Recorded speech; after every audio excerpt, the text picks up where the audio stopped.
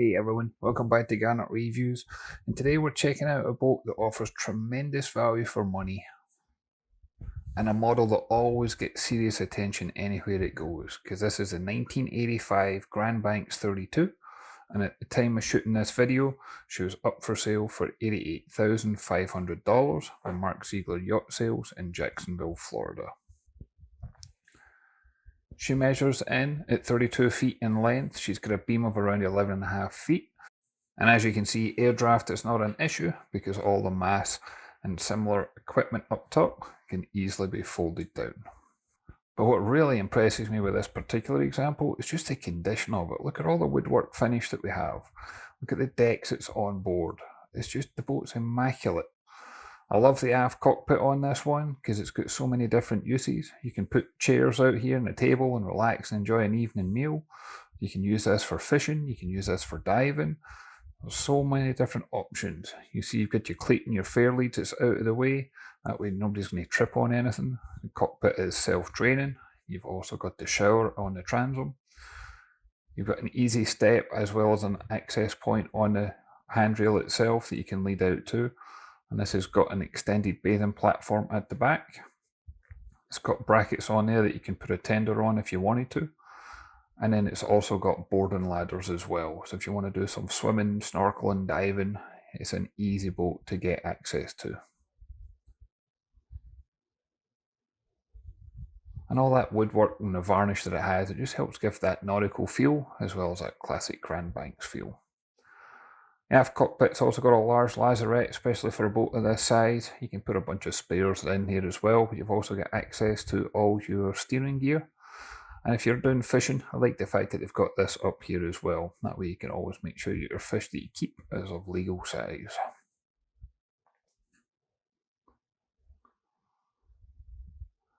And this one does have a flybridge. The flybridge is really spacious up here, which is a great way for your family and friends to join you. To begin with, I want to show you that you can lower that mast, and that way you don't need to worry about any air draft restrictions if you want to do something like the Great Loop. You've got your lifeline for your man overboard. You've got your handrails around the side. This one's got a large bimini canopy top. And obviously you can retract that or even fold it down completely. And then you've got seats, I'm going to say probably for 6 adults up here. And there's storage underneath those seats as well as storage in the front console too. And then as for the electronics, this one's been equipped that you can cruise from up here, as well as just using it for your close quarter maneuvering. So you've got your autopilot, your bow thruster, your compass, you got your Garmin multifunction display. This one's single diesel, but you get your full engine instrumentation, your depth gauge. Everything's really clear and easy to read. And then you've got that perfect visibility for either doing your close quarter maneuvering or for cruising. But I do like the fact that this one's also got the lower helm, which I'll show you in a few minutes. So you get the best of both worlds, if you want to be fully enclosed or if you want to be up top.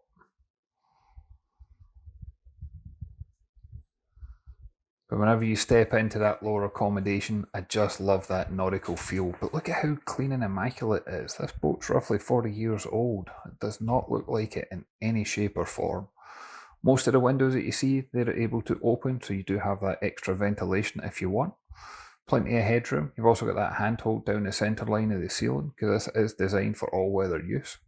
So if you're ever going to run into rough weather, you've always got something to hold on to. Very comfortable seating, and there's storage underneath the seats to both port and starboard. So when storage is always a premium on a boat, but even more so on a smaller boat, and this one takes full advantage of it.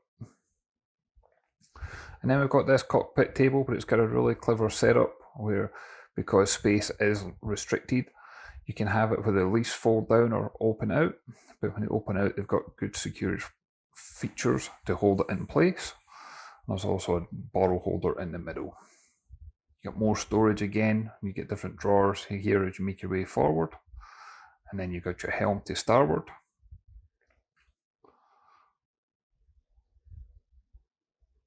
There's even storage underneath the helm seat itself.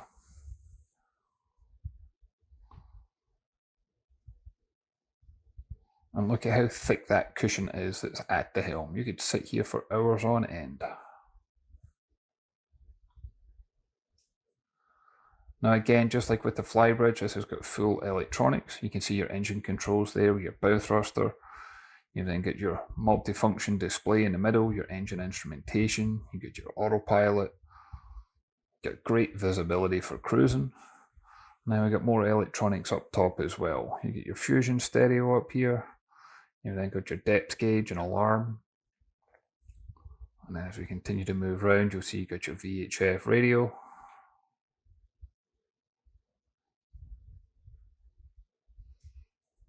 And I really like the fact that as much as this is a boat that's approximately 40 years old, all these electronics have obviously been upgraded in recent years, because everything looks just as good today as any new boat you can go and buy. It's even got a remote for the autopilot, so if you wanted to, you can hold on to that anywhere you go. And if you can see that, the engine hours are just approximately 5,000 hours. It's a Ford Lehman 1985 130 horsepower diesel. You know that thing's going to sip on the fuel. Then you get all your breaker panels for your AC and your DC controls, because this one does have a generator installed as well. You got generator controls underneath the seat.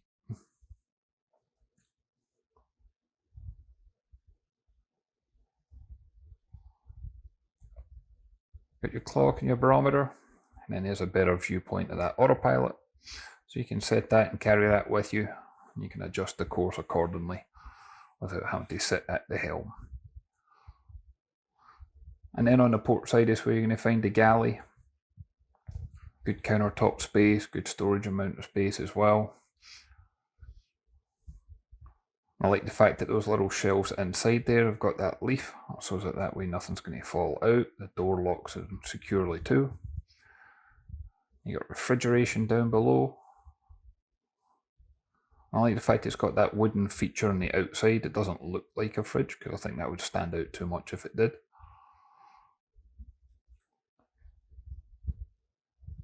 Got your stainless steel sink, and this one's got 110 gallons of fresh water on board. There's also 225 gallons of fuel and a 30-gallon holding tank capacity. You've then got your 3-burner stovetop with the oven down below.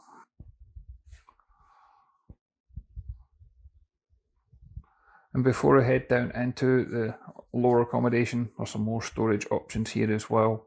But I also want to point out that the main window that you see at the front, you can easily open that too.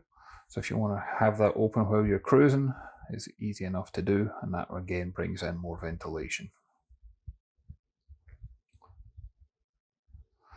And for those that's of interest, this is the hull number 746 for the Grand Banks. And then to go down below, this one's got a clever configuration on the bow, because it's got the V berth, but it's also got behind this door is all the infill cushions that you can then turn this into a large double berth. And there's storage underneath the bed itself. You get easy access in the forward section there to get to the anchor locker. You put your overhead lights. You got storage underneath the bed. And those drawers, as well as larger sections underneath the mattress. You get a large hatch overhead. We're in undercover storage, but there's also a canopy cover over the top of it as well. You get sliding opening hatch to port and starboard. And then this one's got massive locker space. Look at that for a boat of this size.